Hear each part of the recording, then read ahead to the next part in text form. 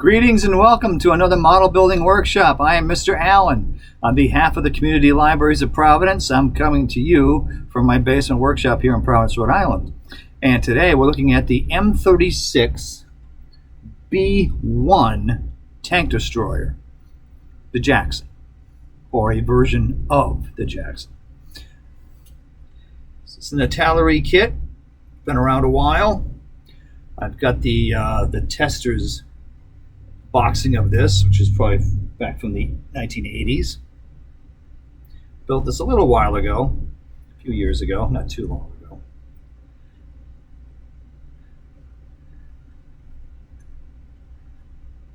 And again, a fun kit.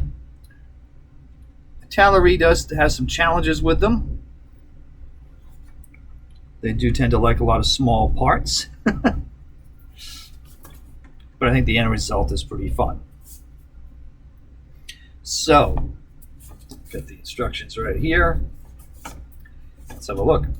So the M36 was a improved version, basically, of the M10 tank destroyer.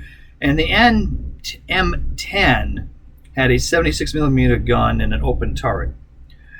And it became pretty apparent as the war continued that the 76 millimeter gun might need an upgrade.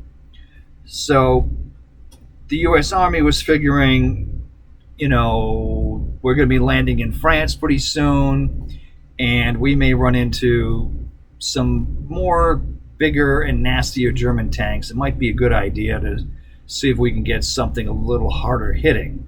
So they developed a 90 millimeter gun, which you see here. So toward the end of the M10 production, the new, more potent 90 millimeter gun was developed, and they had the ability, and they were going to adapt 500 turrets, new turrets that they were going to add to the M10 that was still in production.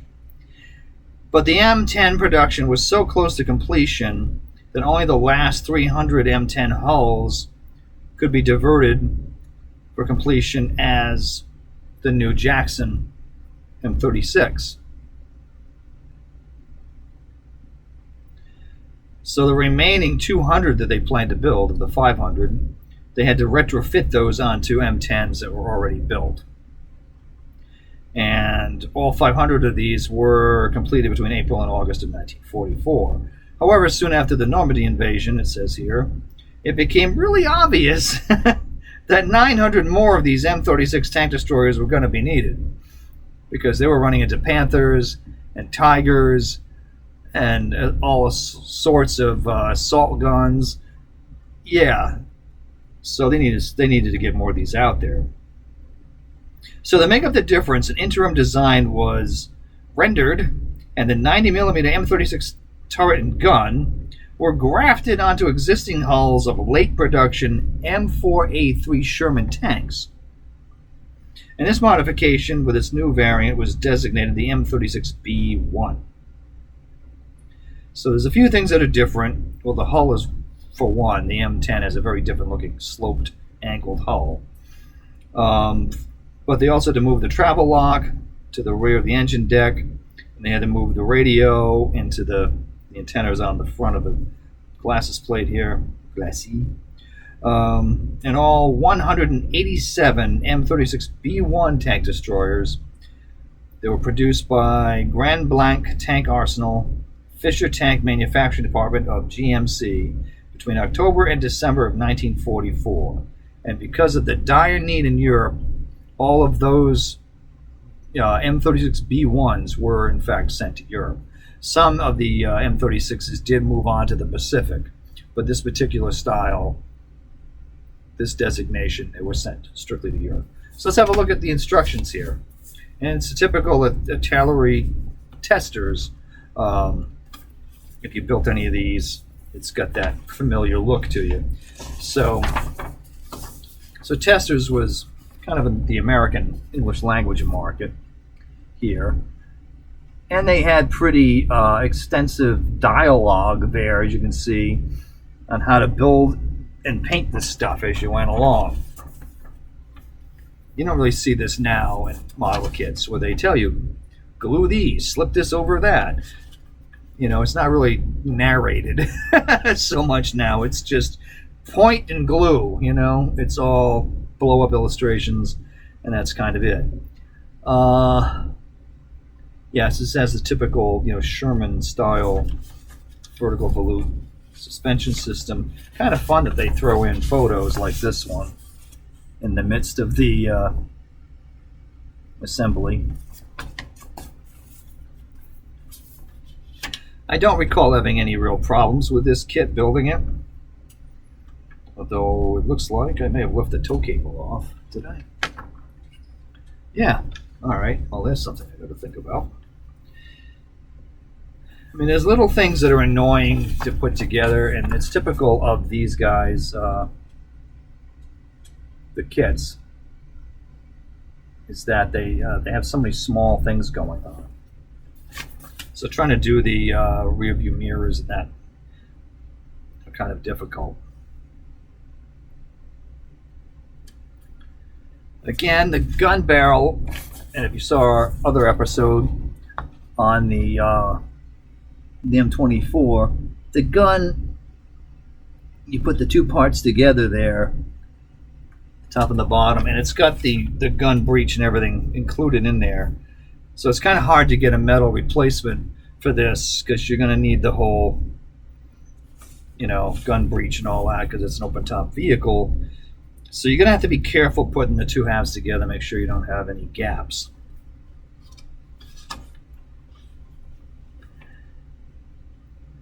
Now the interior, you'll see the hull here, not the hull, the turret interior. There's a rack for shells, but there's no shells in it, so it's empty. And I'm wondering if there'd be more shell storage and ammunition storage, you know, in this thing, but it's not really included. So you got a pretty good turret basket. I'm not sure if everything is in there that's supposed to be in there, and you may want to seek out some reference photos for that. They give you the, over here, they give you parts that would be the frame for a tarp that would go over the top of this in bad weather. They could pull a tarp over, and some had a different type of covering in later models.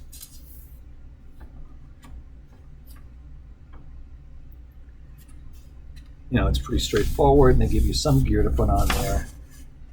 I had it if there was.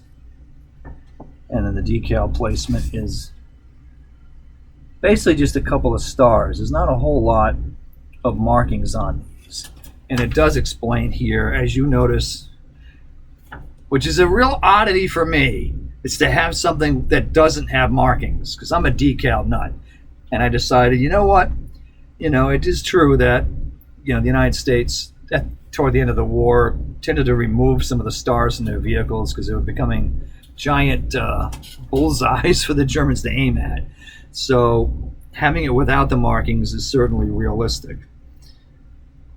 You know, there are some decals to this kit, but there's not a lot. There's just a couple of stars, and it looks like a license number or serial number on the front. But I opted not to do that, and I'll show you where I got my inspiration here. Once again, the Chris Ellis book here. Picked this up on Cape Cod on a vacation when I was a teen. And I kind of went with this one here. Inspired by this wintry one, but there's so many other ways you can do these things. You can see some of the other variants. Went along with this series of vehicles from the M10, which is up here, and the Achilles, the British versions, which had a 17 pounder in it. And now here's another M10. And you'll see that's got a very different look to it than the Jackson.